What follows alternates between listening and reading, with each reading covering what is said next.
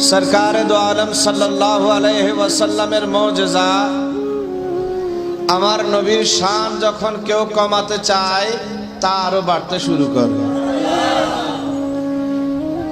মানুষ বাতিলরা, জাহেলরা, ইবলিসের অনুসারীরা যত ফতোয়া দেয় বেদাত বেদাত বেদাত বেদাত, আল্লাহ সুবহানাহু ওয়া তাআলা ইরশাদ করছেন, হাবিব রে তারা বেদাত বলতে থাকুক, আমি আল্লাহ বলছি ওয়া রাফা'না লাকা যিকরাক।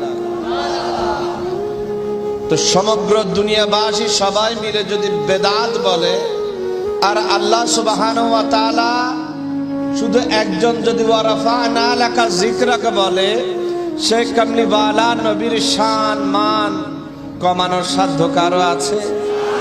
কারো নাই। আলহামদুলিল্লাহ, আমরা এমন দামান ধরেছি, আমার গৌসে খুলনা এমন পীর ও মুর্শিদ আমাদেরকে দিয়ে গিয়েছেন, না বাতিল আকীদা আমাদেরকে স্পর্শ করতে পারবে। আলহামদুলিল্লাহ, আমরা জাহেলের জাহালত থেকে হেফাজতে আছি। ঠিক কিনা ভাইরা আমার? আমরা বলি, যারা বলে মিলাদুন নবী বেদাত, আমি চ্যালেঞ্জ দিয়ে বলছি ভাইরে, মিলাদুন নবী বেদাত নয়, মিলাদুন নবী ফরজ। মিলাদুন নবী, আপনারা হয়তো প্রশ্ন করবেন, হুজুর উলামায়ে ইকরাম তো বলেন মিলাদুন নবী মুস্তাহাব, মিলাদুন নবী সুন্নত, আপনি ফরজ বলছেন কেন?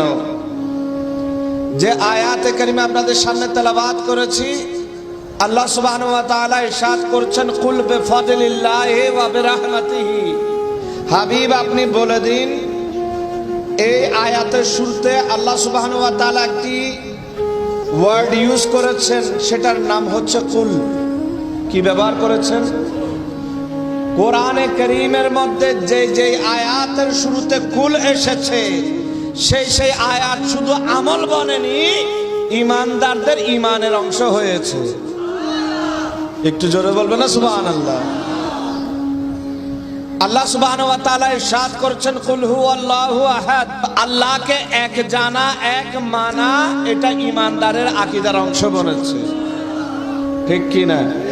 কোরআনে কারীমের মধ্যে আল্লাহ সুবহানাহু ওয়া তাআলা ইরশাদ করছেন, কুলিল্লাহুম্মা মালিকাল মুলক। হাবিব আপনি বলে দিন, আমি আল্লাহর জন্য সকল মিলকিয়ত, সকল কিছুর মালিক আমি আল্লাহ। তো ঈমানদারের জন্য মালিক আল্লাহকে জানা, এটা ঈমানের অংশ বলেছে। এটা কি সুন্নাত নাকি ফরজ? একটু জোরে বলেন। আল্লাহ সুবহানাহু ওয়া তাআলা কালামুল্লাহ শরীফের মধ্যে ইরশাদ করছেন, কুল লা আসআলুকুম আলাইহি আজরা ইল্লাল মুআদ্দাতা ফিল কুরবা।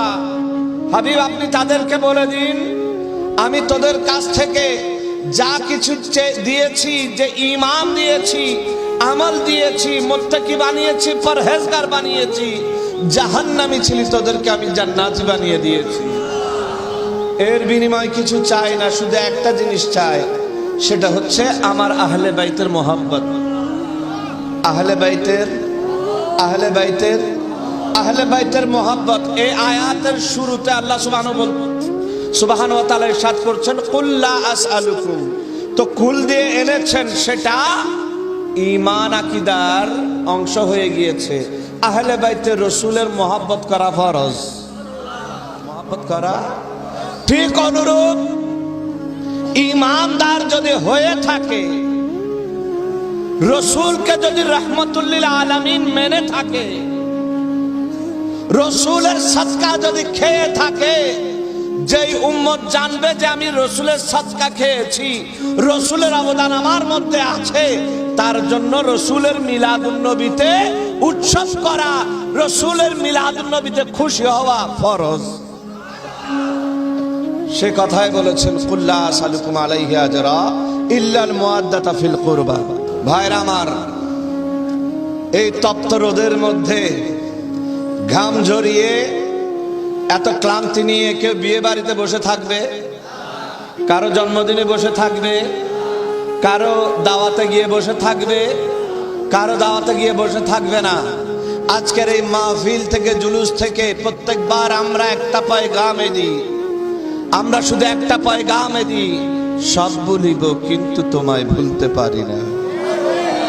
সব ভুলিব কিন্তু তোমায় ভুলতে পারি না।